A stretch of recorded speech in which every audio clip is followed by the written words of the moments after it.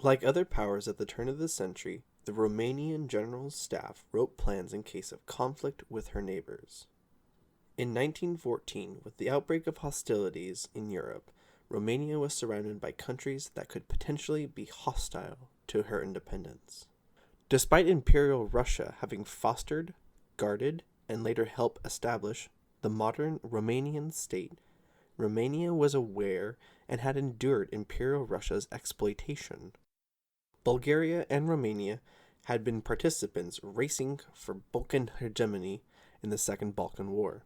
At any moment, either nation may move into each other's territory in an attempt to expand. This issue was compounded with Bulgaria's allying with the Central Powers and Austro-Hungary, Romania's third neighbor, held with contempt for holding lands full of ethnic Romanians, predominantly in the Transylvania region. The initial plans by the Romanian General Staff were Hypothesis A, B, and C. The hypothesis had many deviations with different orders of battle, political situations, alignments noted with different numbers, like B1, B2, B3, and so on. The hypotheses related to the south against Bulgaria were assigned the letter A. Those related to the northwest against Austro-Hungary had the letter B. Lastly, those related to the eastern border with Imperial Russia had the letter C. Hypothesis B3 was selected before March 1916. The plan was for 3 of the 4 Romanian field armies to invade Austro-Hungary's Transylvania region and occupy it. The other allies would send additional forces into southern Romania, where the last Romanian field army would already be defending the country, and then once reinforced, it would invade Bulgaria. All this while the allies invaded Berlin and Vienna. Hypothesis B3 was renamed Hypothesis Z, and it was hoped that this plan would finally unite the Romanian-speaking peoples. In the summer of 1916, it looked like the Central Powers were on the defensive and might even fall. The Italians had halted an Austro-Hungarian offensive in the Battle of Asiago. Bulgarian troops were halted in Albania by a joint Italian-French army, and in Arabia, the Ottomans were dealing with insurrections.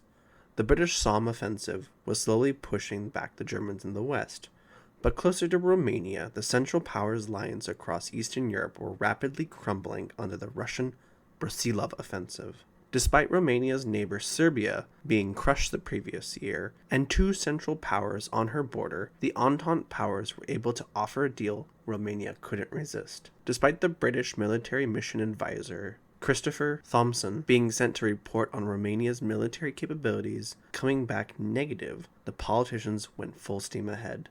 The terms of the Bucharest Treaty of 1916 was in effect to double the size of Romania in the post-war era. To reward her entry into the Entente war effort, 5 additional regions would be added to the country: Transylvania, Crișanan, Maramureș, and Banat be handed over without pause, while the southern majority of the Bukovina region, left of the Puret River, would be handed over. Militarily, Russian troops would be sent to the Romanian border to bolster the country's military, as well as launch a new offensive against Austro-Hungary, while the other powers would launch an offensive at the same time from the Salonika front. On the 17th of August 1916, representatives from Romania, Britain, France, Russia, and Italy ratified the treaty. Further agreements not written at this time was the notion that France would help the Romanian government acquire regions in Russian-owned Bessarabia. Britain and France would ship large stocks of war material to be delivered to Romania to ease supply difficulties. 10 days later, on the 27th of August, the King of Romania, the last person to allow or stall Romania's entry into the war, agreed to move forward. That day, almost 500,000 Romanians marched into Austro-Hungary's Carpathian Mountains. When Romania entered the war, she had around 600,000 men under arms, from a nation of around 8 million people. Following Romania's entry into the Second Balkan War, she had begun purchasing arms from her Central Power allies, purchasing large stocks from the Austro-Hungarian Empire. Although fielding over 100,000 Martini Henry rifles, expansion and modernization would require a new smokeless rifle. Some Austrian Mannlicher rifles were adopted in 8mm and were favored.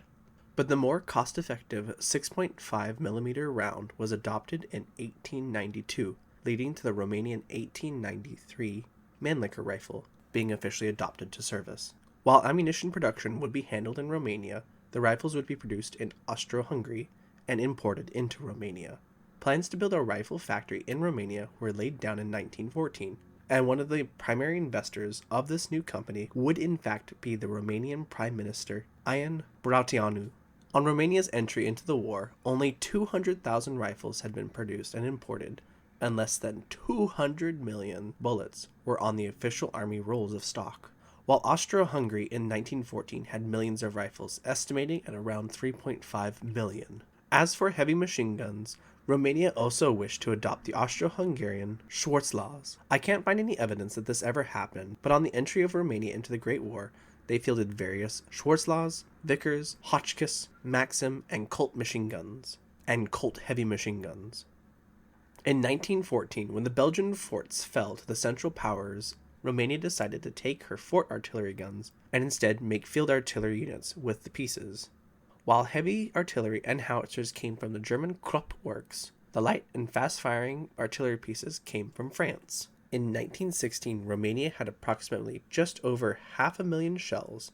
Hypothesis Z projected it would take that many shells per month in Romania's various operations.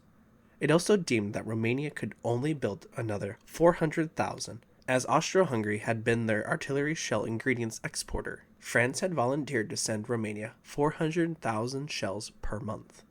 Romania at the outbreak of hostilities had around 4 river gunboats, with various artillery and machine gun armaments protected by 2 inches of armor plating. These river boats had been built in pieces in Austro-Hungary and then assembled in Romania in the decades prior to war. These vessels did good work throughout the campaign. Romania's navy was also complemented by 8 torpedo boats that sported a light artillery cannon, 1 machine gun, and 2 torpedo tubes. Romania was one of the few minor nations prior to World War I to have a decent-sized air force. Numbers given in the sources range from 24 to 29 planes, a mixture of French monoplane Belarus, British monoplane Farman, and Romanian monoplane Vilesiu. Romania also maintained facilities to produce more imported and modern aircraft throughout the war.